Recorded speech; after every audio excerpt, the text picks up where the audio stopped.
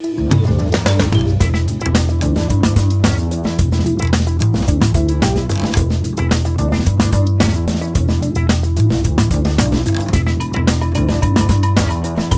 guys, today we're at the Blenheim Palace for the Salon Prive concours d'elegance, but also something of a motor show now. Now I'm here obviously as Brown Car Guy, so make sure you subscribe to Brown Car Guy on YouTube. That's youtube.com/Brown Car Guy, and of course all social media channels, just search for Brown Car Guy, hashtag there. I'm also here with the 888 crew, and you can find them again on YouTube and Instagram, just search for them, and that's what we're doing this video together. So as I was saying, Salon Prive today is a media day, and it's turned into a bit of a motor show where they are launching new products. When I say new products, I mean of course supercars. Supercars like this one.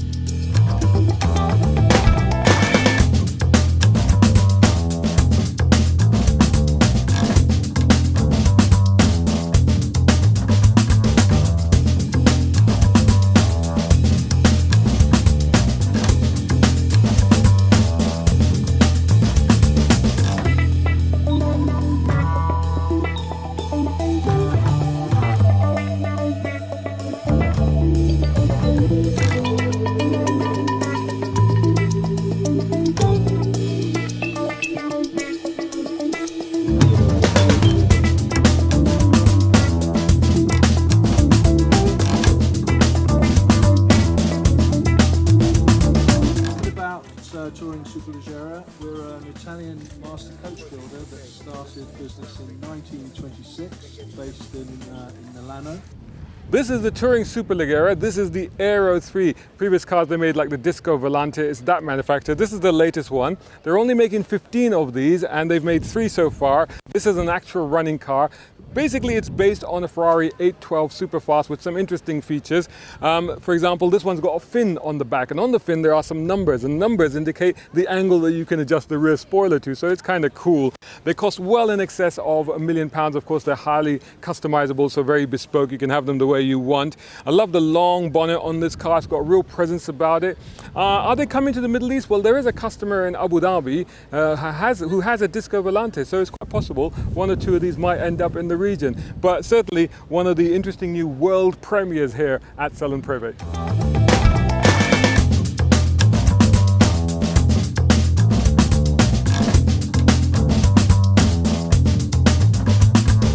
So I wanted to check out this car because a lot of friends of mine in Dubai posted this up. This was at the Dubai Motor Show, and it's now here at the Salon Prive, and I've got the CEO Yoshida-san with me, and of course Momoka. Yeah. Beautiful name, and I keep forgetting it. And this is the Allspark. So what is the Allspark? Tell me a little bit about this car.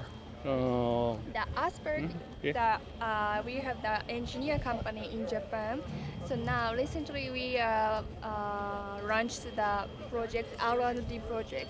It's focusing on the producing the electric car. So recently this car is a production car, so we're ready to in the market. So recently we have the test in the circuit in Italy, Misano circuit. Yeah. So we have the achieved the acceleration 0 to 6 miles per hour with at 1.72. Yes. 0 to 62 miles per hour in 1.72 seconds. Yeah. Were you driving? No. How does it feel? Yes, professional driver. Professional driver. Okay. What's the power output on this? Horsepower? Yeah. 2,000. 2,000 horsepower. Okay. And it's for sale now. It's available. Yeah. How many have you made? Only 50 hours. 50 hours. 50 are being made. Yeah. 50 cars. Of limited. Yeah. Okay. And how many already made? Already we have the one complete car. This is the one production car. We are ready to 3 production car Uh-huh. in the factory. What's the cost of these? 2.9. 2.9 million. Yeah. Euro. Okay. Yeah. And are they going to the Middle East as well? Yeah. Because you were in Dubai, so how many customers there? Maybe 1,000. Maybe more, maybe more. Okay, it's an awesome machine. Thank you so much for bringing it here today. I hope to have a go someday and see what 1.72 seconds feels like. Yeah. Thank you very much. Thank you. Thank you. Thank you.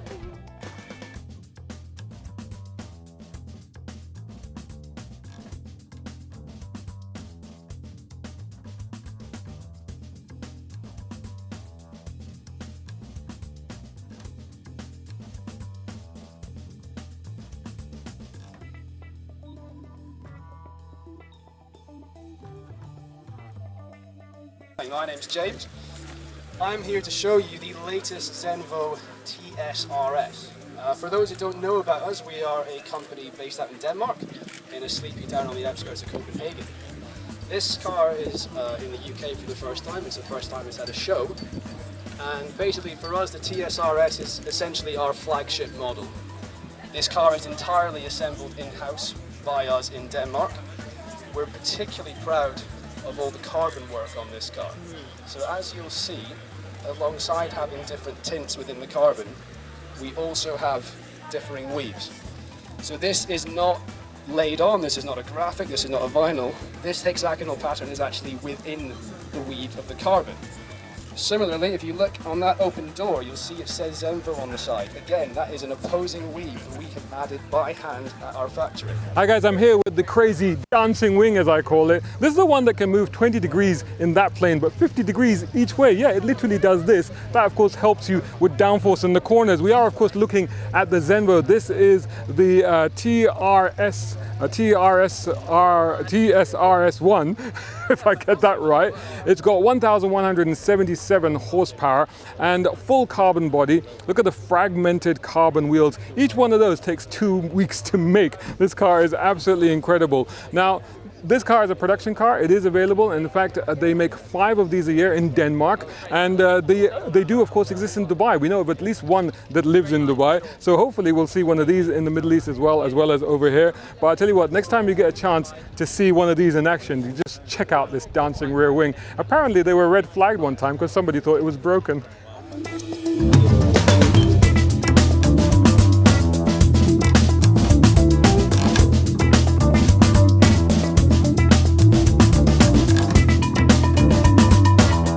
Hey, I'm on the Aero stand here at the Salon Prive. I'm here with the Progettuano. What is this? Well, it's inspired by the D Tomaso Pantera. That's essentially what this looks like. It looks like a modern version of that car. Underneath, it's a modern drivetrain because this is actually based on a Lamborghini Huracan. So it's a coach build thing. And the clever thing about it is that although it uses the engine and gearbox from the Huracan, it's got an open gate shifter on there. So what they've done is they've made the sequential gearbox look like a manual. So it's kind of cool. I quite like that. Plus, of course, it's got pop-up lights, and who doesn't love those?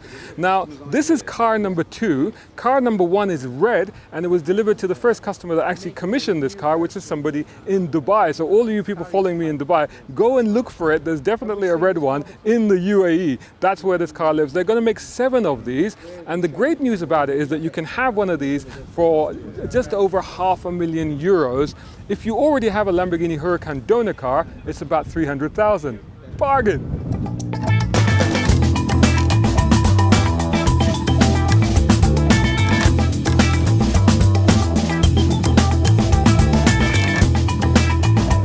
So I'm just here checking out this incredible thing. This is called a super quad. It's like a motorbike. It's got handlebars, but it's got 4 wheels and tandem seating. So you can have 2 people on there. And they're going to hold on for dear life because the 5.2 litre V10 in this thing produces over 1,000 horsepower, 0 to 100 kilometers per hour in about 2.5 seconds. That's if you can hold on. I am assured that this is a prototype and the production car will have seat belts and harnesses to hold you in place. So that'll be really interesting when it comes out. Is it a car? Is it a bike? Well, apparently you need a car license to drive it or to ride it, whichever, but it should be interesting either way. I haven't seen anything quite as bonkers as this.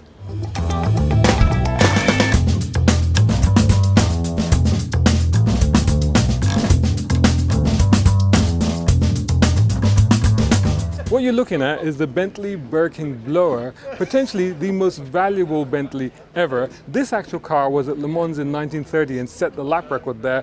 By doing so, it paved the path for Bentley to take a clean sweep of the podiums. So important is this car that they've actually taken this one apart, scanned it, they 3D scanned everything, and they're going to create 12 recreations of this actual car, each with a slightly different specification, so as not to basically take anything away from this original and highly valuable car, which I'm standing right next to. Woo. So I'm Tom Lane and I'm project leader for Mulliner.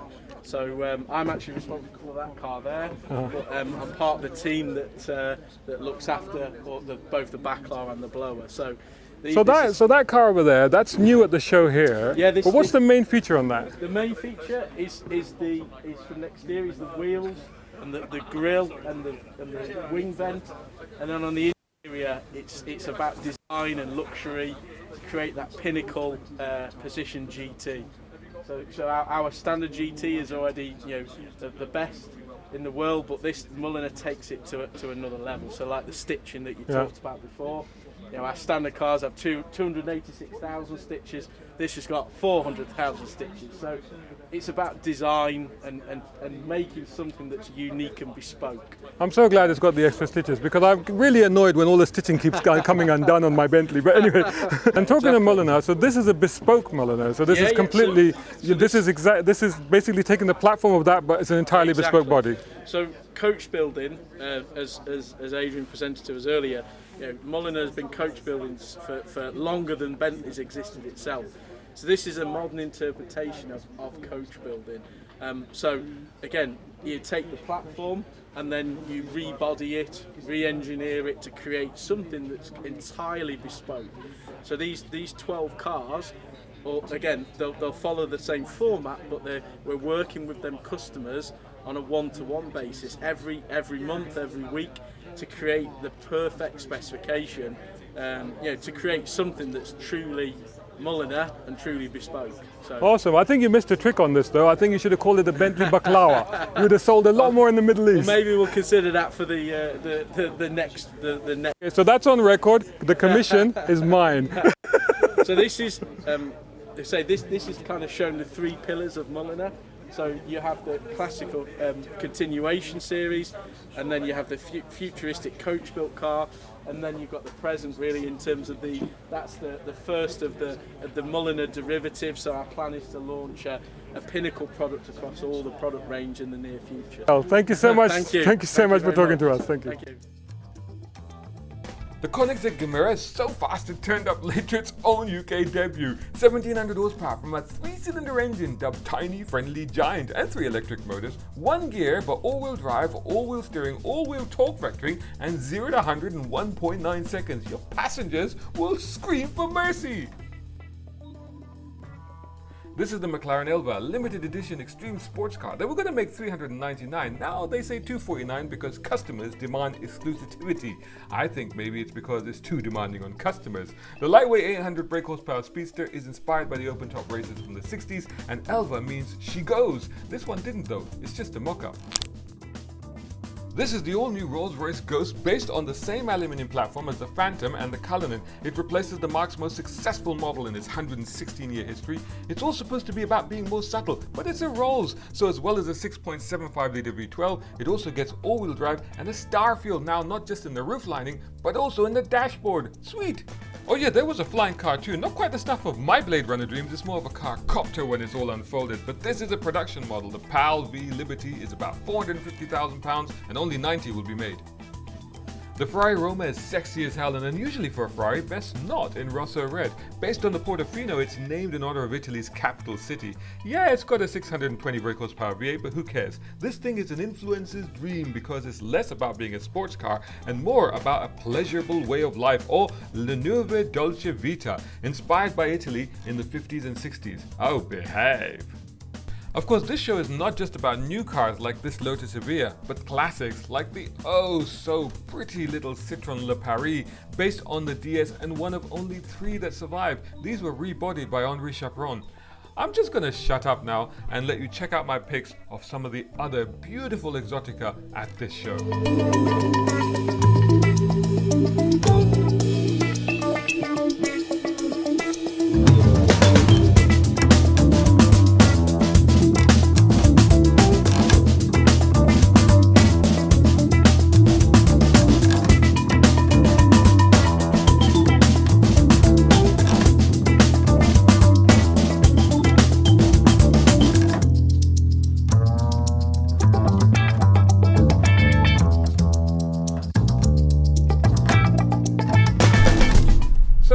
What do you reckon to that show? Huh? That was quite a nice day out, wasn't it, really? It's a good day out. I mean, they gave us some food. They did. We had a good walk, actually. I think we've done more than 10,000 miles. I mean, 10,000 steps, not miles. This is. Now you have to find your way out. I think it's telling me to go this way. Yeah. This has been a little bit of a story today, hasn't it? Trying to figure out, there we because go. of the COVID regulations and everything, trying to put on an event in these circumstances is quite interesting, really. But they isn't did it? quite well. Yeah. I mean, it's very well organised in that respect. Yeah, I think they've done really well, Yeah. actually. I mean, in terms of the social distancing and making people aware of it, hand sanitizers everywhere. So all around, not a bad effort. It turned into a little bit of a new car motor show, though, didn't it? Yes, it's a mix of the old motor shows, plus there was a few stands there, a few interesting people, so a little bit of a mix, but my vision was it'll be much, much bigger. Yeah, yeah.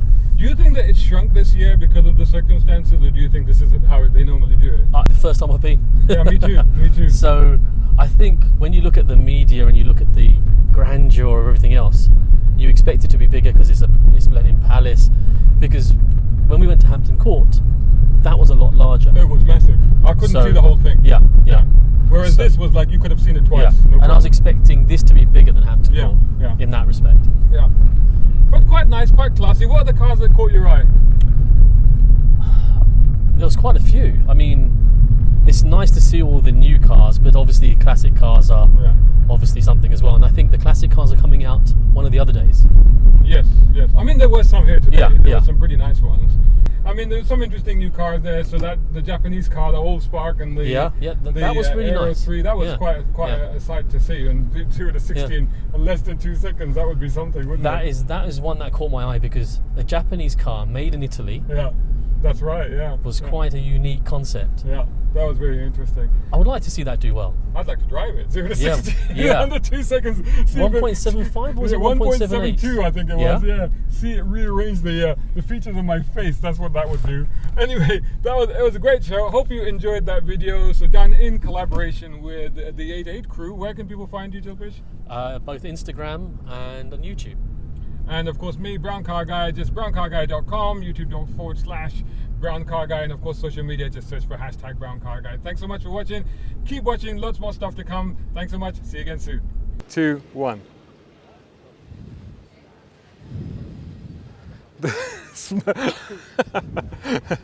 That's quite normal, Aston Martin's catching fire. We should keep that for the outtakes. Anyway, 3, 2, 1.